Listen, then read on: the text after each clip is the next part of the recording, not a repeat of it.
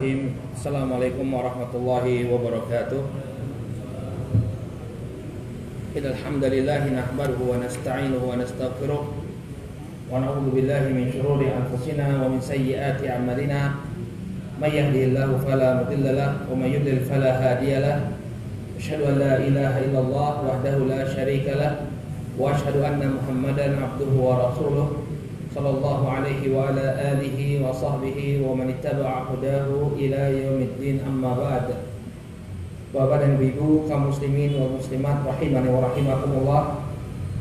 Alhamdulillah, puji dan syukur kita panjatkan kepada Allah Subhanahu wa taala atas segala nikmat yang telah Allah Subhanahu wa taala anugerahkan kepada kita semua, sehingga di malam hari ini kembali kita berkumpul di Masjid Al-Marhamah yang kita cintai ini untuk melaksanakan sholat maghrib berjamaah, yang kemudian kita lanjutkan dengan majelis ilmu membahas rangkaian hadis dalam Arba'in An-Nawawiyah. Kita masih bahas hadis yang ke-36, hadis dari Abu Hurairah radhiyallahu taala anhu, di mana Nabi SAW bersabda, "Man nafasa an mu'min qurbatan min qurabi dunya, nafasallahu anhu qurbatan min qurabi yaumil qiyamah." Rasulullah SAW bersabda, barang siapa yang menyelesaikan kesulitan seorang mukmin dari kesulitan-kesulitan dunia, maka Allah Subhanahu wa taala akan memudahkan kesulitannya nanti di hari kiamat. Kemudian kata beliau, "Wa man yassara 'ala mu'sirin yassarallahu 'alaihi fid dunya wal akhirah." Barang siapa yang memudahkan urusan orang yang sedang berhutang, maka niscaya Allah Subhanahu wa taala akan beri kemudahan kepadanya di dunia dan di akhirat. Wa man satara musliman satarahullahu fid dunya wal akhirah. Barang siapa yang menutup aib seorang muslim, maka Allah Subhanahu wa taala akan tutup aibnya di dunia dan di akhirat. Wallahu fi aunil abdi ma kana al-abdu fi auni akhi. Dan Allah akan selalu menolong hambanya selama hambanya tersebut menolong saudaranya. Ini bagian yang pertama dari hadis Abu Hurairah yang cukup panjang yang telah kita bahas. Penggalan ini sudah kita bahas pada pertemuan yang lalu. Sekarang kita masuk ke dalam pembahasan selanjutnya. Kata Nabi SAW, "Wa man salaka tariqan yaltamisu fihi ilman, sahalallahu bihi tariqan ilal jannah." Kata Nabi SAW, barang siapa yang menempuh jalan untuk mendapatkan ilmu, maka Allah Subhanahu wa taala akan mudahkan jalannya menuju surga. Jadi dia, barang siapa yang datang ya menghadiri majelis ilmu atau berupaya untuk mendapatkan ilmu, maka Allah Subhanahu wa taala akan mudahkan jalannya menuju surga. Kita berharap ya kehadiran kita di masjid ini ya, sebagian yang datang dari tempat yang cukup jauh untuk menghadiri majelis ilmu, mudah-mudahan akan mendapatkan kemudahan untuk masuk ke dalam surga. Amin ya rabbal alamin. Lalu Nabi alaihissalatu wassalam bersabda, "Wa majtama'a qaumun fi baitin min buyutillah yatluna kitaballah wa yatadarasuna bainahum illa nazalat alaihimus sakinah wa ghasyiyatuhumur rahmah wa hafathumul malaikah wa dzakarahumullahu fi man indah." Oleh kata Nabi SAW, dan tidaklah sebuah kaum itu berkumpul di salah satu rumah dari rumah-rumah Allah. Apa yang mereka lakukan di rumah-rumah Allah? Jadi maksud dengan rumah Allah itu adalah masjid. Apa yang mereka lakukan di sana? Yatluna kitaballah. Mereka membaca kitabullah. Wa yatadarasuna bainahum, dan saling mengajarkan satu sama lain di antara mereka. Illa nazalat alaihimus sakinah, melainkan akan turun ketenangan kepada mereka. Wa ghasyiyatuhumur rahmah, dan dilimpahkan kepada mereka rahmat. Wa hafathumul malaikah, dan mereka dikelilingi oleh para malaikat. Wa dzakarahumullahu fi man indah, dan Allah Subhanahu wa taala menyebut mereka di sisi malaikatnya.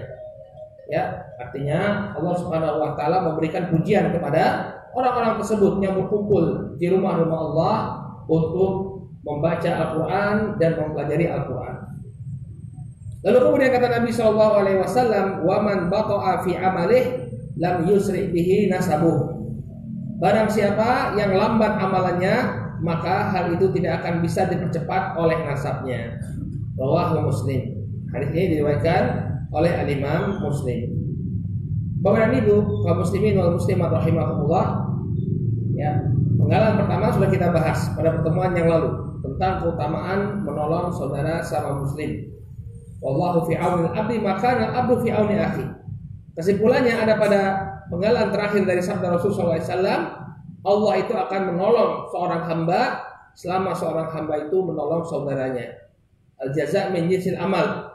Balasan itu sesuai dengan perbuatan kita. Kalau kita suka menolong orang, maka Allah Subhanahu wa taala pun akan memberikan pertolongan kepada kita.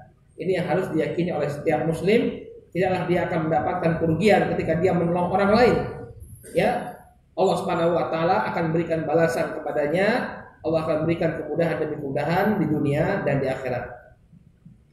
Kemudian hadis ini juga menunjukkan keutamaan menuntut ilmu agama. Kata Nabi sallallahu alaihi wasallam, "Wa man salaka tariqan yaltamisu fihi ilman, sahalallahu bihi tariqan ilal jannah." Barang siapa yang menempuh jalan untuk mendapatkan ilmu, maka Allah akan mudahkan jalannya menuju surga. Bapak dan Ibu yang dimuliakan Allah, ini adalah keutamaan orang menuntut ilmu agama. Para ulama menjelaskan yang dimaksud dengan menempuh jalan di sini bukan hanya dia menempuh jalan, artinya dia berjalan menuju majelis ilmu, berangkat dia menuju majelis ilmu, bukan itu saja. Tapi segala upaya yang dilakukan oleh seseorang untuk mendapatkan ilmu agama, baik itu dengan menonton siaran televisi ceramah agama, atau dia mendengar siaran radio yang isinya adalah pelajaran agama, atau dia membaca buku, ya, atau dia bertanya, berkonsultasi kepada orang yang berilmu. Ya, segala kegiatan yang dilakukan oleh seseorang untuk mendapatkan ilmu agama, maka akan dibalas oleh Allah Subhanahu wa taala dengan keutamaan yang luar biasa, yaitu akan dimudahkan jalannya menuju surga. Ya, jadi jangan berpendapat bahwa yang mendapatkan keutamaan itu hanya ketika menghadiri majelis ilmu. Tidak. Terkadang ada orang yang dia jauh dari majelis ilmu, ya, di sebagian tempat seperti saudara-saudara kita di Papua, ya, nggak seperti kita, kajian banyak, ya, di tempat-tempat yang terpencil. Ya, bagaimana mereka mendapatkan ilmu? Mereka beli buku, pesan buku dari luar, atau menonton siaran televisi dakwah, atau lihat di YouTube ceramah-ceramah di YouTube. Maka upaya yang seperti ini juga akan diganjar oleh Allah Subhanahu wa taala dengan kemudahan menuju surga. Ya. Jadi kita itu kalau bisa Bapak dan Ibu, isi waktu kita itu semaksimal mungkin untuk menuntut ilmu agama. Sekarang itu alhamdulillah ya, yang namanya media untuk belajar ilmu agama itu sudah sangat luar biasa. Kita bisa lihat di televisi, di YouTube banyak sekali ceramah-ceramah para ustadz-ustadz. Cuma harus selektif ya, tidak semua ustadz yang bergelar ustadz kemudian diambil ilmunya. Terkadang kita orang nggak jelas belajar di mana, tiba-tiba jadi dai, kemudian di medsos viral kajiannya, lalu dijadikan tuntunan umat. Bukan seperti itu juga. Harus dilihat track recordnya, dia belajar di mana, sehingga kita tahu betul bahwa orang ini punya kompetensi untuk menyampaikan ilmu agama. Nggak sembarangan orang, ya, harus dilihat. Jangan gara-gara dia viral, banyak followersnya, kan sekarang itu yang jadi patokan sebagian orang. Oh, ini ustadz bagus atau enggak? Lihat follower Instagramnya, lihat follower di YouTube-nya. Kalau banyak followernya, oh berarti ini ustadz bagus. Bukan seperti itu juga. Lihat track recordnya, belajar di mana, ya, kepada siapa dia belajar agama, ya, baru kita ambil ilmunya. Nah, kita manfaatkan media-media yang ada ini sekarang, ya. Di YouTube banyak sekali ceramah para ustadz-ustadz yang berkompeten, ya, yang mereka memang langsung belajar dari para ulama, menyampaikan ilmu dengan bahasa yang mudah dicerna. Kita manfaatkan, ya, apa yang disediakan, apa yang sudah dimudahkan oleh teknologi di masa kita. Maka ini semua insya Allah akan mendapatkan keutamaan yang sama, yaitu Allah Subhanahu wa taala akan memudahkan jalannya menuju surga. Demikian juga membaca buku, ya, buku-buku agama dibaca, ya, dia mengisi waktu luangnya dengan perkara yang bermanfaat, ini mempelajari ilmu agama, maka ini pun juga akan mempermudah jalannya menuju surga. Nah, kemudian masalah yang ingin kami angkat berkenaan dengan hadis ini, ya, banyak di antara manusia, ya, di tengah-tengah kaum muslimin, ketika dibacakan ayat atau hadis yang berisi keutamaan menuntut ilmu, ya, mereka memiliki persepsi bahwa ilmu di sini semua ilmu. Ini adalah persepsi yang keliru. Kalau ada ayat dalam Al-Quran atau ada hadis dalam hadis Nabi SAW, ya, yang menunjukkan keutamaan ilmu, yang dimaksud dengan ilmu itu adalah ilmu agama. Kalau lafaz ilmu secara umum itu artinya ilmu agama. Misalnya Allah Subhanahu wa taala berfirman, "Yarfa'illahu alladziina aamanu minkum walladziina utul ilma darajat." Ya, Allah akan mengangkat orang-orang yang beriman di tengah-tengah kalian dan orang-orang yang berilmu berapa derajat. Maksud ilmu di sini adalah ilmu agama, bukan ilmu dunia. Ya, merupakan kesalahan yang demikian fatal. Ya, orang mengartikan ilmu ini segala macam ilmu. Nanti kita akan jelaskan bagaimana Al-Imam Al-Ghazali rahimahullah taala menjelaskan pembagian ilmu.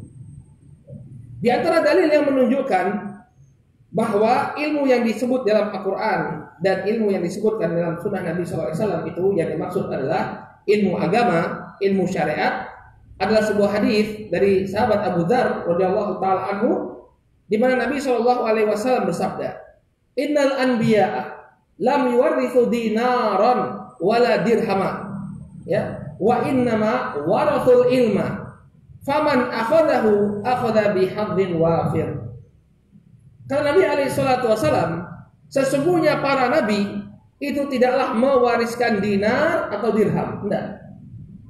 Hanya saja yang mereka wariskan itu adalah ilmu. Maka barang siapa yang telah mengambilnya, maka dia telah mengambil dengan pengambilan yang banyak atau pengambilan yang demikian berharga. Nah, satu hal yang dimaklumi bahwa yang diwariskan oleh para nabi itu bukan ilmu industri, tidak. Para nabi tidak mewariskan ilmu perindustrian, tidak. Yang mereka wariskan adalah ilmu tentang syariat Allah Subhanahu wa taala. Yang halal, yang haram, bagaimana beribadah kepada Allah Subhanahu wa taala, bagaimana mendapatkan kemaslahatan di dunia dan di akhirat. Tidak ada yang diajarkan oleh Nabi sallallahu alaihi wasallam itu ilmu perindustrian. Ya.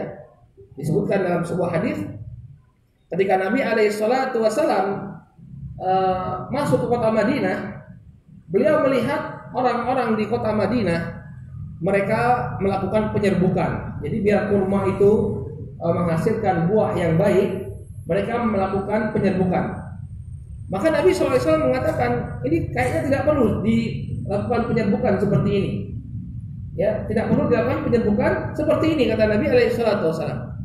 Kemudian apa yang terjadi? Bapak dan Ibu yang dimuliakan Allah, ternyata rusak, nggak jadi kurmanya. Maka kemudian kata Nabi SAW, antum a'lamu bi umuri dunyakum. Kalian itu lebih paham tentang urusan dunia kalian. Nah, sehingga yang diwariskan oleh Nabi SAW bukan ilmu-ilmu umum, ya, bukan ilmu perindustrian, bukan ilmu pertanian, enggak. Tapi yang diwariskan oleh para nabi adalah ilmu agama. Ya. Disebutkan oleh Syekh Muhammad bin Shalih Al-Utsaimin dalam Kitabul Ilmi, yang ketika beliau mensyarah hadis innal anbiya lam yuwarithu dinaran ini, kata beliau, wa minal ma'lumi anna alladziina warathahu al-anbiya innama huwa ilmun syar'i atau ilmu syariatillah azza wa jalla wa laisa ghairuhu.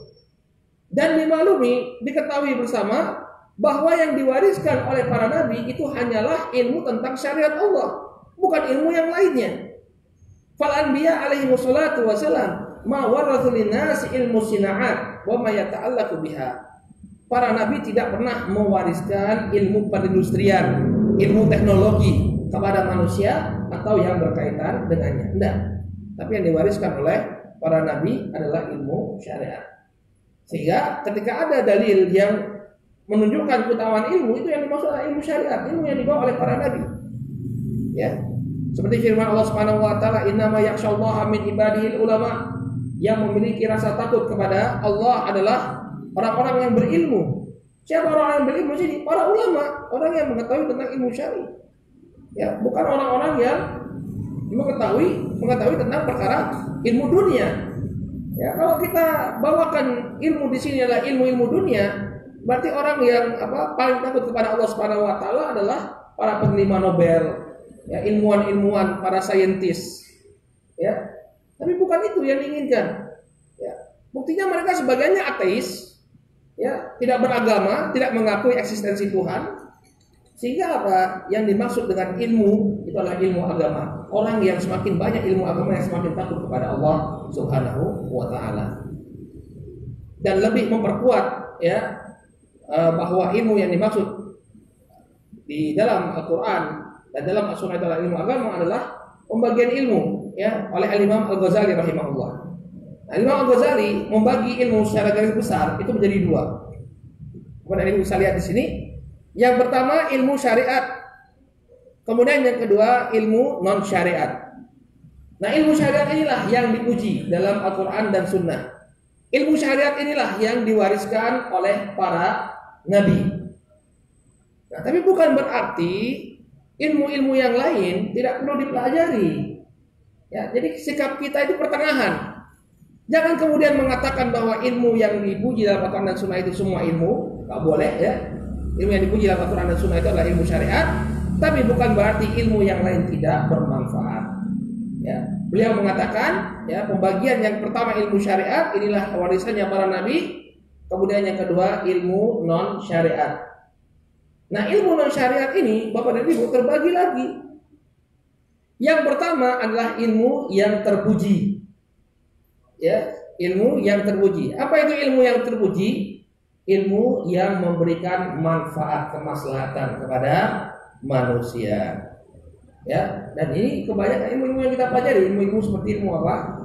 Seperti ilmu perindustrian, teknologi, kemudian kedokteran, kemudian ilmu kimia, ya, ilmu teknologi kimia, ilmu arsitektur, ya, ilmu-ilmu yang kita pelajari ini namanya ilmu-ilmu yang terpuji, ilmu-ilmu yang mahmudah. Kenapa? Karena dia memberikan manfaat. Dia memberikan manfaat kepada manusia. Dan kalau misalnya seseorang dia mempelajari ilmu ini dengan tujuan dia bisa memberikan manfaat kepada sesama, dia akan mendapatkan keutamaan, pahala yang besar di sisi Allah Subhanahu wa taala. Ya, kata Nabi alaihi salatu wasalam, khairukum anfa'akum linnas. Sebaik-baik kalian adalah yang paling besar manfaatnya kepada manusia. Ya, kalau seseorang dia belajar ilmu-ilmu, ya, ilmu-ilmu yang non syariat ini, ilmu-ilmu dunia, ya, seperti ilmu kedokteran, kemudian ilmu perindustrian, ilmu teknik, ilmu geologi, ilmu pertanian, ilmu-ilmu yang bermanfaat. Kemudian dia niatkan untuk memberikan manfaat, maka dia akan diberi pahala, diganjar pahala oleh Allah Subhanahu wa taala. Nah, bahkan ilmu ini, kata Imam Al-Ghazali, menuntut ilmu ini hukumnya bisa sampai kepada fardu kifayah. Ya, fardu kifayah. Artinya apa? Harus belajar. Ada yang apa namanya? Fardu kifayah. Artinya apa? Harus ada yang belajar. Harus ada yang belajar. Jangan sampai nggak ada di antara kaum muslimin yang tidak mempelajari ilmu tersebut. Kalau tidak ada di antara kaum muslimin yang mempelajarinya, bisa semuanya berdosa. Harus ada yang mempelajarinya. Contohnya ketika kaum muslimin membutuhkan perindustrian, harus ada yang belajar ilmu industri. Bagaimana memproduksi barang-barang yang dibutuhkan oleh kaum muslimin. Jangan tergantung semuanya dengan orang-orang kafir. Harus ada yang belajar sampai kita bisa mandiri, ya, tanpa tergantung dengan orang-orang kafir. Kemudian ilmu kedokteran, harus ada yang belajar kedokteran. Ya, agar kalau ada yang sakit, ada yang bisa mengobati. Ya, demikian juga ilmu-ilmu lainnya. Ya, hukumnya apa? Fardu kifayah. Ya. Dan ilmu yang terpuji ini ada yang sifatnya bukan fardu kifayah. Yang artinya kalau kaum muslimin tidak mempelajari itu pun tidak memudaratkan mereka. Lalu kemudian ilmu non syariat, bagian kedua kata Imam Al-Ghazali adalah ilmu yang netral. Yang netral itu dia tidak terpuji, tidak tercela. Contohnya ilmu-ilmu sastra, ya, belajar sastra Jerman misalnya. Mohon maaf ini saya menukilkan dari Imam Ghazali, ya. Misalnya pokoknya belajar sesuatu yang tidak diperlukan. Artinya oke, dia belajar bahasa asing mungkin perlu, ya, tapi sampai mendalam mempelajari tentang sastra mereka sampai mendalam yang kurang ada faedahnya, ya, maka ini netral. Boleh saja orang mempelajarinya, tapi dia tidak mendapatkan pujian secara syar'i. Kenapa? Karena kurang memberikan manfaat, ya, kurang memberikan manfaat. Nah, di sana ada ilmu yang tercela, Bapak dan Ibu yang dimuliakan Allah. Ada ilmu yang tercela. Jadi kalau dulu saya belajar filsafat ilmu, ya, dosen bilang bahwa yang namanya ilmu itu bebas nilai. Enggak. Dalam Islam, ilmu itu tidak bebas nilai. Ada ilmu yang sudah tercela secara zatnya. Nah, saya mau tanya kepada Bapak dan Ibu, ilmu apa yang tercela secara zatnya? Yang artinya entah itu tujuannya baik ataupun tujuannya buruk, dia tetap tercela. Ada satu ilmu. Ilmu siapa? Ilmu sihir. Ilmu sihir. Jadi nggak ada yang namanya sihir baik, itu nggak ada. Sihir ilmu apa? Ilmu putih, ilmu hitam, nggak ada, ya. Semua ilmu sihir itu buruk, bahkan merupakan kekufuran. Maka hati-hati kita, ya. Sebagian media berusaha menggambarkan ada sihir yang baik. Berapa tahun yang lalu sempat ada film Harry Potter. Ya, ada penyihir baik, ada penyihir yang buruk. Harry Potter itu kalau bahasa kita, kalau mereka nyebut Harry Potter. Harry Potter, ada sihir yang baik, ada sihir yang buruk. Ini secara Islam itu nggak ada sihir yang baik, sihir yang buruk, nggak. Semua sihir itu tercela. Bahkan mempelajari ilmu sihir itu merupakan kekufuran. Dalilnya firman Allah Subhanahu wa taala dalam surat Al-Baqarah, ya, wa ma kafara Sulaiman walakinna syayatsina kafaru yu'allimuna an-nasa sihra. Sulaiman tidaklah kafir, akan tetapi para syaitan itulah yang kafir karena mereka mengajarkan sihir kepada manusia. Jadi mempelajari ilmu sihir itu merupakan kekufuran dan bisa mengeluarkan seseorang, ya, dari keislamannya. Ya, di zaman para sahabat, orang yang ketahuan mempelajari sihir atau mempraktekkan sihir langsung dihukum mati, dipenggal kepalanya. Ya, tidak boleh. Maka inilah pembagian ilmu, ya, menurut Al-Imam Al-Ghazali. Bisa dicek ucapan beliau dalam Ihya Ulumuddin, ya, jilid yang pertama halaman 116. Ringkasannya ini, bahwa ilmu secara garis besar terbagi menjadi ilmu syariat dengan ilmu non syariat. Kemudian ilmu non syariat terbagi lagi, ada yang terpuji, ada yang netral, ada yang tercela. Nah, adapun ilmu syariat, maka banyak sekali dalil-dalil yang menunjukkan keutamaannya. Artinya kita mempelajari ilmu tersebut sudah langsung dapat keutamaan. Yang pertama kata Nabi SAW, ini merupakan warisan para nabi. Para nabi itu adalah orang yang paling mulia di sisi Allah Subhanahu wa taala. Ya. Mereka lah orang-orang yang paling mulia di sisi Allah Subhanahu wa taala. Maka kalau kita mengikuti jejak mereka, ya, kita pun mendapatkan kemuliaan. Ya. Mengikuti jejak orang yang baik, kita akan mendapatkan kebaikan. Apalagi kalau yang diikuti itu adalah para anbiya. Kita mengambil warisan mereka. Ya. Oleh karena itu apa?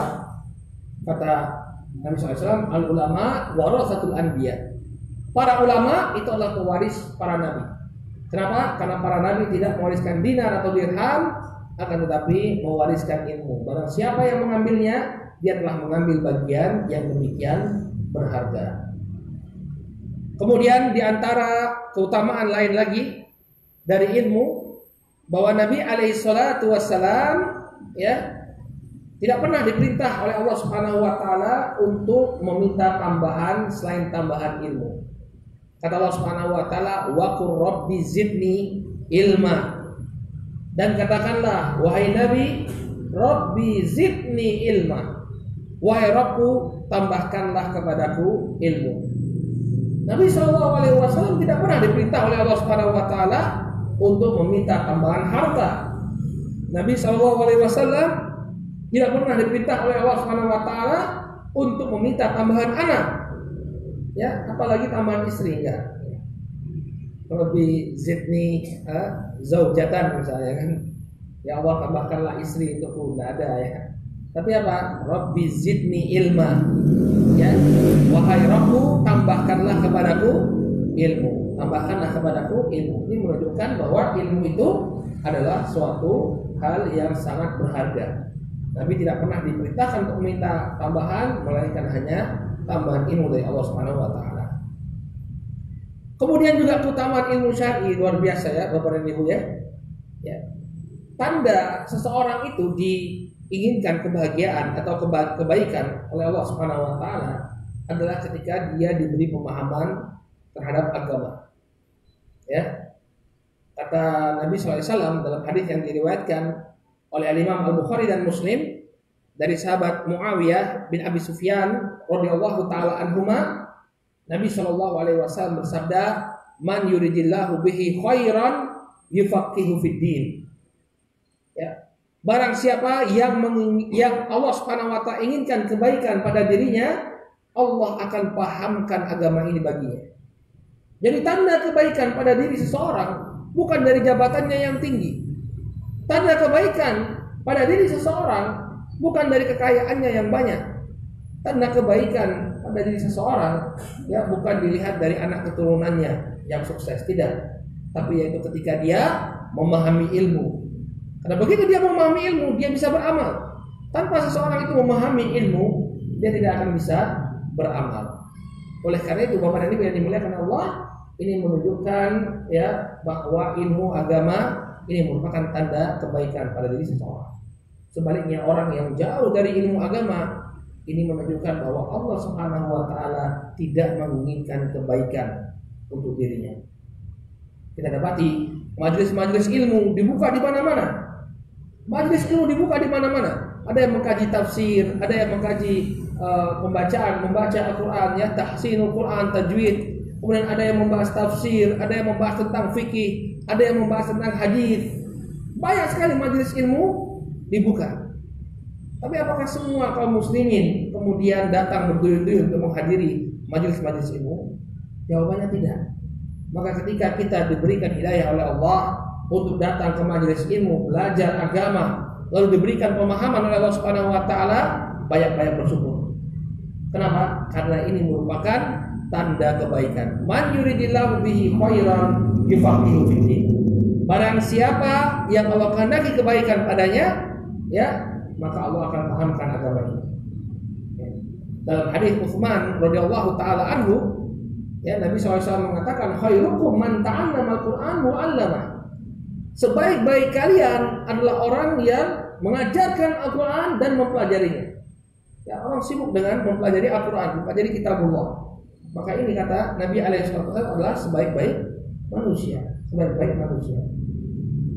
Kemudian juga di antara keutamaan ilmu syar'i, dia akan menimbulkan khasyatullah, rasa takut kepada Allah Subhanahu wa taala. Sebagaimana yang disebutkan oleh Allah Subhanahu wa taala dalam Al-Qur'an, innama yakhsyallaha min ibadihil ulama. Hanya saja yang memiliki khasyatullah, memiliki rasa takut kepada Allah dari kalangan hamba-hambanya adalah para ulama, orang-orang yang berilmu. Kalau kita belajar ilmu, semakin tinggi ilmu kita, maka akan semakin takut kita kepada Allah Subhanahu wa taala. Kenapa? Karena semakin tahu kita bagaimana ya keindahan syariat Allah, bagaimana luasan rahmat Allah, bagaimana ya keagungan Allah Subhanahu wa taala.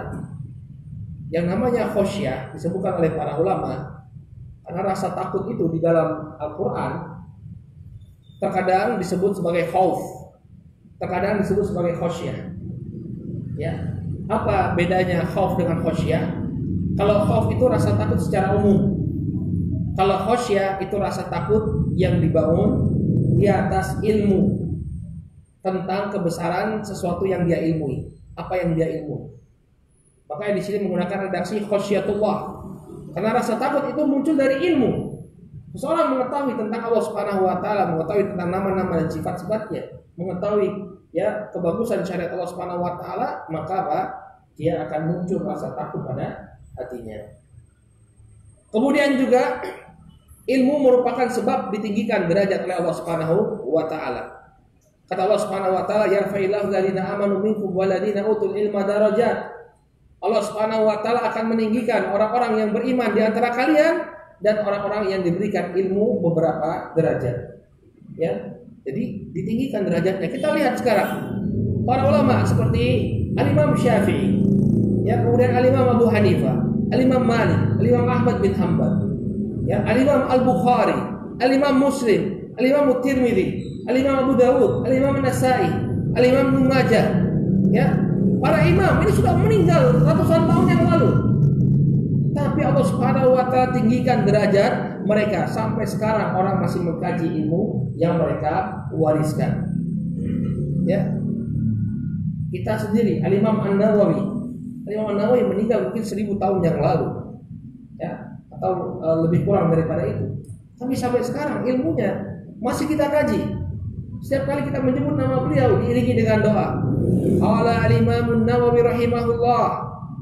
Ya, berkata Al-Imam An-Nawawi, semoga Allah merahmati beliau. Imam Nawawi, Al-Imam Al-Ghazali, ya, disebut-sebut nama beliau. Padahal sudah meninggal ratusan tahun yang lalu. Ini menunjukkan bahwa orang yang berilmu akan ditinggikan derajatnya oleh Allah Subhanahu wa taala. Ya, belum lagi para sahabat, ya.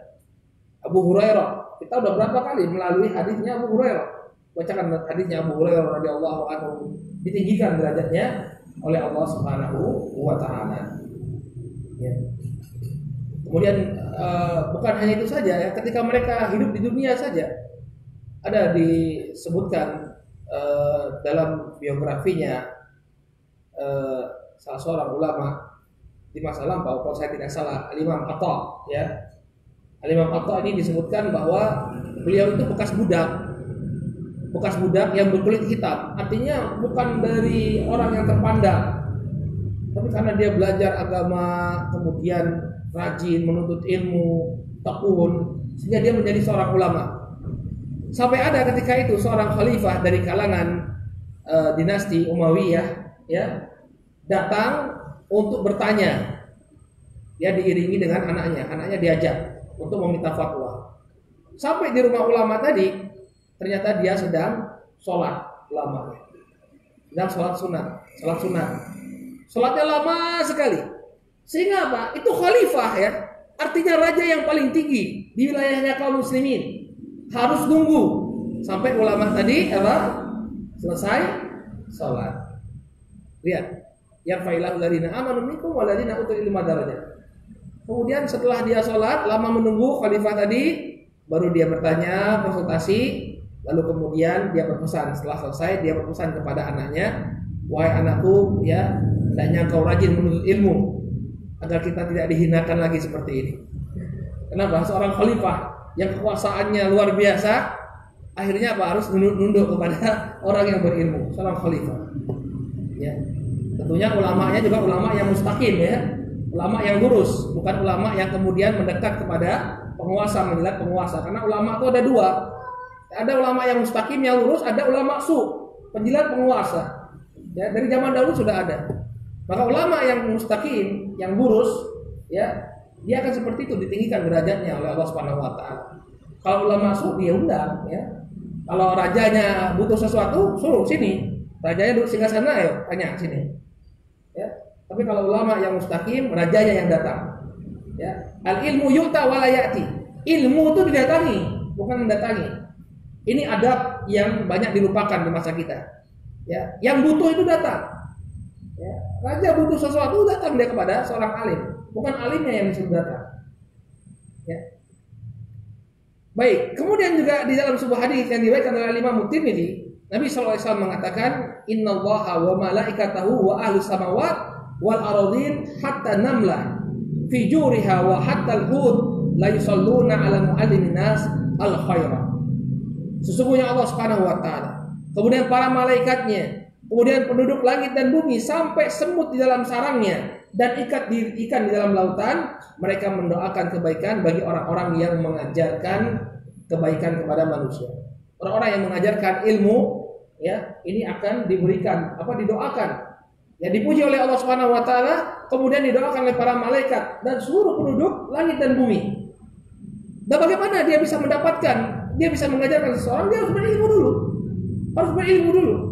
Ketika ilmu itu dia ajarkan, maka dia akan mendapatkan, ya, doa kebaikan. Dia mendapatkan pujian dari Allah, kemudian mendapatkan doa kebaikan dari para malaikat dan seluruh penduduk bumi dan langit. Ya. Inilah beberapa keutamaan menuntut ilmu syar'i.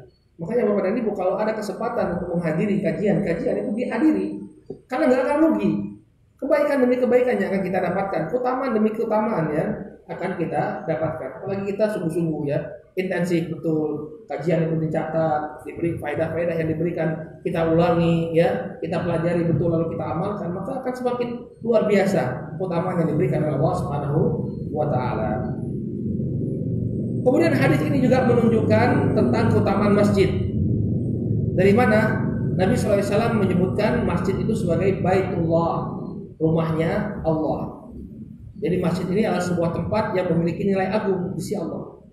Karena dia dinisbatkan kepada Allah, Baitullah, rumahnya Allah. Oleh karena itulah termasuk tanda keimanan seseorang dia memakmurkan masjid. Jadi mudah-mudahan kita ini ya apa yang kita lakukan ini sebagai bukti keimanan kita ya, memakmurkan masjid, ya, memelihara masjid, memakmurkannya dengan ibadah, dengan majelis ilmu. Kata Allah Subhanahu wa taala ketika menyebutkan sifat orang yang beriman, kata Allah Subhanahu wa taala, "Innama ya'muru masajidallah man amana billahi wal yawmil akhir wa aqamas shalah wa ataz zakah wa lam yakhsha illallah fa asa ulaika ayyakunu minal muhtadin." Kata Allah Subhanahu wa taala, hanya saja yang memakmurkan masjid-masjid Allah itu adalah orang-orang yang beriman. Jadi termasuk tanda keimanan itu dia memakmurkan masjid. Ya. Kemudian apa? Menegakkan salat, membayar zakat dan tidaklah takut kecuali hanya kepada Allah Subhanahu wa taala. Ulaika ayyakunu minal muhtadin. Mereka inilah yang diharapkan termasuk orang-orang yang mendapatkan petunjuk. Udah ini sudah kita bahas tadi ya, keutamaan majelis ilmu, terutama yang diselenggarakan di masjid. Ya, barang siapa yang menghadiri majelis ilmu yang diselenggarakan di masjid, tadi sudah kita sebutkan keutamaannya. Turun ketenangan pada diri mereka, rahmat Allah meliputi mereka, dinaungi oleh para malaikat dan dipuja-puja oleh Allah Subhanahu wa taala di hadapan para malaikat. Jawabannya boleh nggak Ustaz? Kalau majelis ilmu tidak kita lakukan di masjid, boleh saja. Ya, karena dulu Nabi SAW ketika berada di kota Madinah, ada sekelompok wanita yang protes kepada Nabi SAW karena majelis beliau dihadiri oleh kaum laki-laki. Maka kaum wanita pun meminta waktu khusus agar Nabi SAW mengajari agama kepada mereka. Maka Nabi SAW memerintahkan mereka untuk berkumpul di salah satu rumah, lalu Nabi datang mengajari wanita tersebut. Sehingga boleh saja mengadakan majelis ilmu di rumah-rumah. Tapi yang lebih utama adalah di masjid. Makanya dahulu di Yaman sekolah itu di masjid. Makanya namanya universitas dalam bahasa Arab. Universitas dalam bahasa Arab itu disebut sebagai Jami'ah.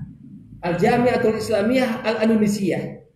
UI itu kan di gerbangnya tertulis Al-Jami'ah Al-Islamiyah Al-Andalusiyah. Kenapa kok universitas itu disebut sebagai Jami'ah? Karena dahulu dia berakar pada masjid jami. Dahulu di kota-kota besar Islam ada masjid jami, masjid yang besar.